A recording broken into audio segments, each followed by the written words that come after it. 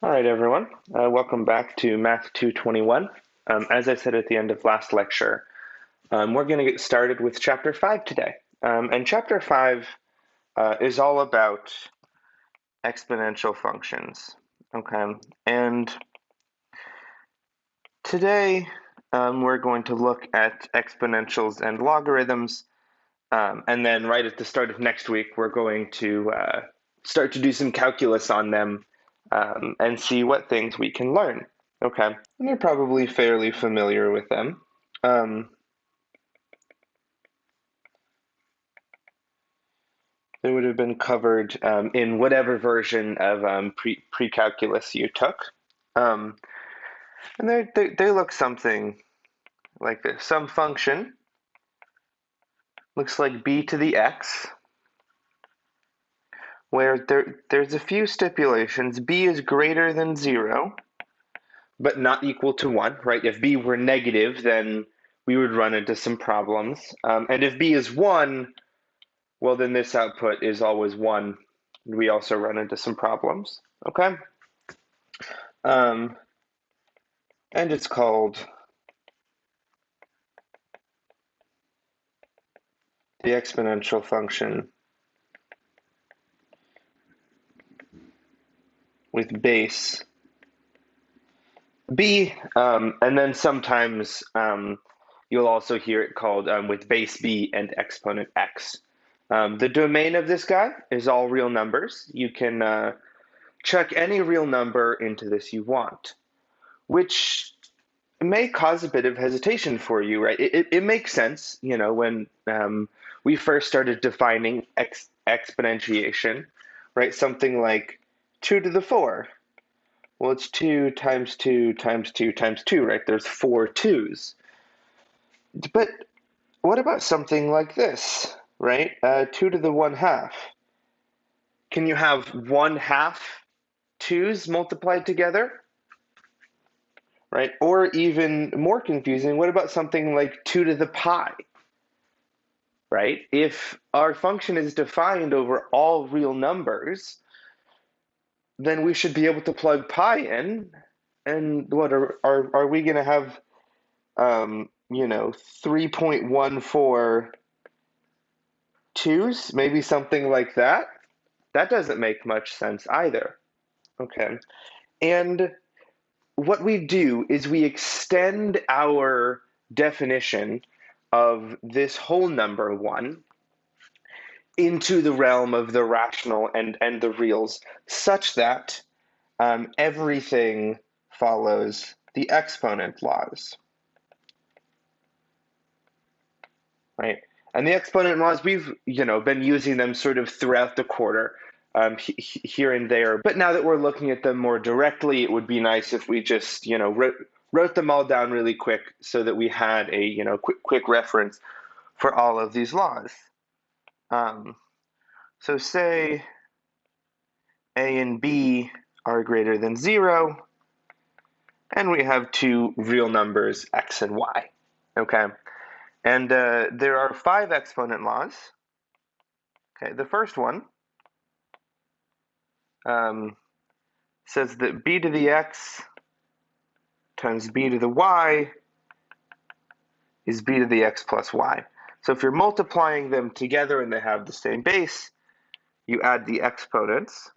The second one says that b to the x over b to the y is b to the x minus y, right? This is what allows us to think about negative exponents, and turns them into dividing. Our third one says that if we have b to the x, then all of that is to the y. Well, it's just b to the xy.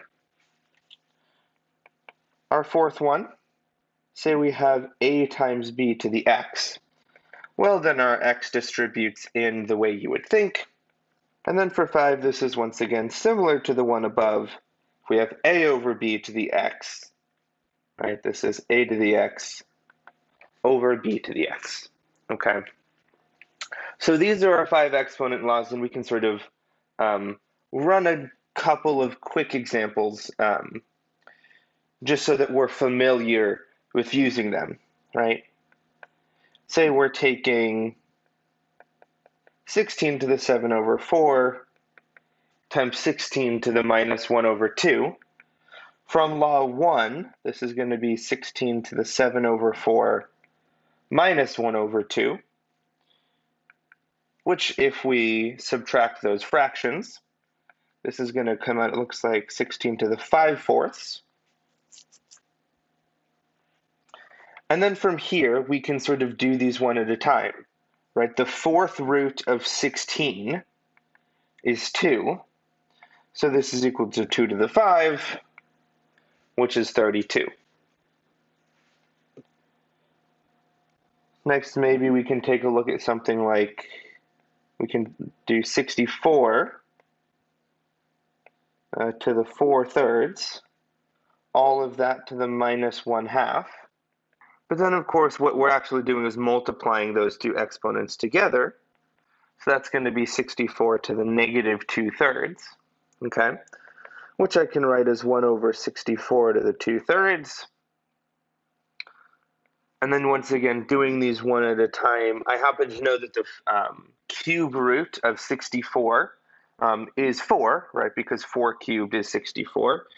So it's 1 over 4 squared, or 1 over 16. And then I guess we'll do one more. Let's do 16 times 81 to the minus 1 over 4. That minus 1 over 4 in the exponent is going to distribute in. So it's 16 to the minus 1 over 4 times 81 to the minus 1 over 4. Right, those negatives are going to go into the denominator. The fourth root of 16 is 2. The fourth root of 81 is 3. And so then we're going to get 1 over 6. Okay.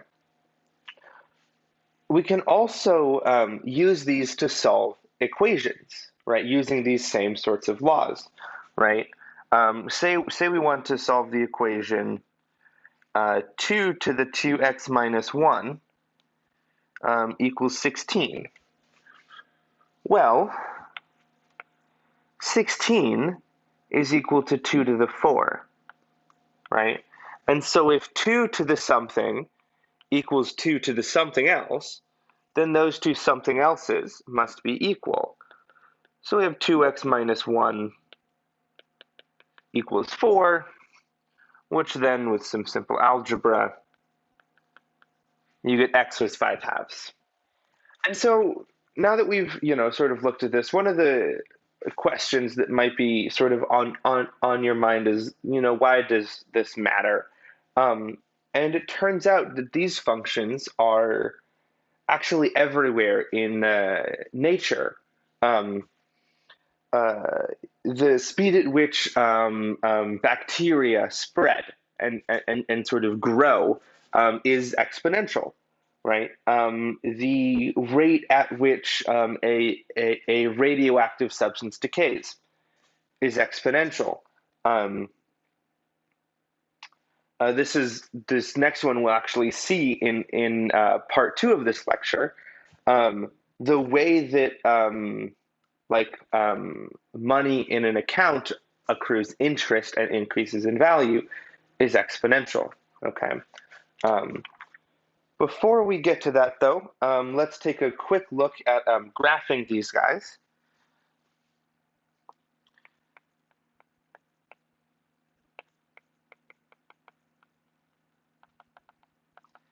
And graphing exponentials isn't too terribly complicated.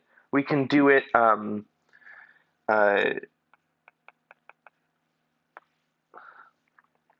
with just a table of values. Okay, so maybe we'll go x and f of x. Why don't we just go 2 to the x, right? We're used to dealing with powers of 2. We'll introduce more interesting bases here in a second.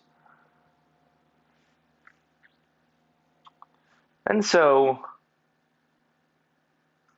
we could go from -3 to -1 all the way up to 3. And we simply plug these values into here. Anything to the 0 is 1, right? 2 to the negative 1 is going to be 1/2. 2 to the negative 2 is going to be 1/4. 2 to the negative 3 is 1/8. Then we have 2, 4, and 8. Okay? And then we can sort of fit a graph of our function in right here. We'll need it to be pretty tall. And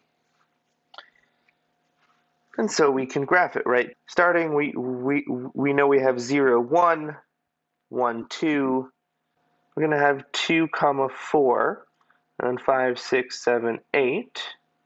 2 to the 4 is going to be 16, which is going to be off of our page, or one of these top dots sort of up here.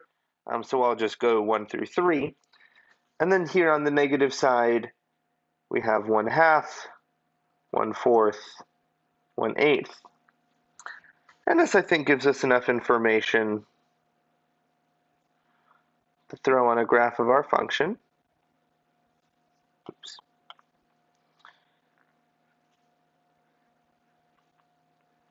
So it starts off pretty shallow, and then it gets extremely large, right?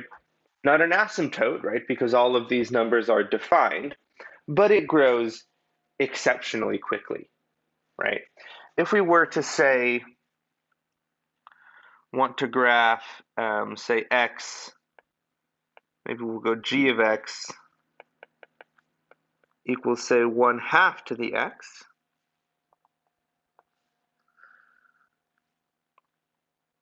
Sort of going with those same -3, -2, -1, 0, 1, 2, and 3. What do we get? Well, 0 is still going to be 1, but now 1 is going to be 1/2, 2 is going to be 1/4, 3 is going to be 1/8. Now -1 is going to flip our fraction upside down, so it's going to be 2. -2 is going to square it and then flip our fraction, so it's going to be 4, and then 8. So what it looks like is when you have this guy, it flips our graph horizontally, right? We still have this 4 and 5, 6, 7, I believe that's 8, and then 1/2, 1/4, and 1/8. So now our function is sort of flipped along the x-axis, but that makes sense because 1/2 is equal to the negative 1, right? So g of x is also equal to 2 to the negative x, and if you remember when we were looking at function transformations, negating your input like that flips you along the x-axis. So that makes sense, okay? Additionally, one of the things that you can sort of suss out when you think about this and sort of work with these ideas, there are a few important points that you're always going to get when you're graphing exponentials, okay? Say we have some function y equals b to the x, right? It's always going to pass through 0, right? And then if b is positive, it's going to follow this function. Or sorry, if it's larger than 1, it's going to follow that. If it's negative, we're not going to be able to make sense of it. And if b is between 0 and 1, it's going to look like this. Right, so this is b greater than 1, and this is y equals b of x between 0 and 1, right? Obviously, it cannot equal 0 or 1. If it's equal to 0, then things start to get not defined. If b is equal to 1, well, then we just have the constant 1. right? So not that one's not particularly interesting, okay? And there's a couple of properties that you might notice about these guys if we exclude this guy for a second, right? The domain is the whole real number line, as we said. Its range is going to be 0 to infinity, excluding 0, right? This thing's never going to output 0. Again, it always passes through this point 0, 1. And then notice two more things, right? It's continuous everywhere, which is nice, right? Because we need to be continuous in order to be differentiable and to do some calculus on it. Note also that if b is greater than 1, we're increasing everywhere, and if b is less than 1, we're decreasing everywhere, okay? It's also worth noting there's a special base that you most likely have heard of some way or another, and that is this weird number e, okay? And e is approximately equal to 2.718, and then a whole bunch more, right? This is an irrational number, and it is incredibly important for calculus, okay? And one of the reasons why is that the way we get this definition, right, or one of the ways that you can define E, there's actually a number of different ways to do it, is that E is the limit as m goes to infinity of 1 plus 1 over m to the m, okay? And you know, you probably saw something like this in pre-cal, but now that we have definitions, we can actually make a little bit more sense out of this, right? This function, if you were to go through the details of graphing it, right, it would look something like this, right, where there's a horizontal asymptote here that this function approaches at e, okay? And that is the definition of it. Seeing why it's so important, we'll actually have to wait until next week. But I do want to show you a quick graph of it, of the function e to the x, and sort of show you the quickest way to sketch these exponentials. You can actually do it in 3 points. Right, so say we have y equals e to the x, right? We know 0, 1 is going to be on it. If we plug in 1, we get y equals e, right? So it's going to be just shy of 2. If we wanted to add in, you know, e squared, you know, 2.78 squared, 2.718 is going to be about probably 7.4, 7.5, somewhere around there. So we're going to be up, I don't know, somewhere about there, okay? But we can also calculate -1 fairly easily, right? E to the -1 is going to be 1 over 2 point whatever, right? So it's going to be a little bit less than half, right? Going to be about 0.4, which we can call there. And with these 3 points, we have enough to get an idea of what our graph looks like. Obviously, if we were graphing, you know, y equals e to the -x, this guy would be flipped horizontally to look like that, right? This point would come over here, and this point would come over there.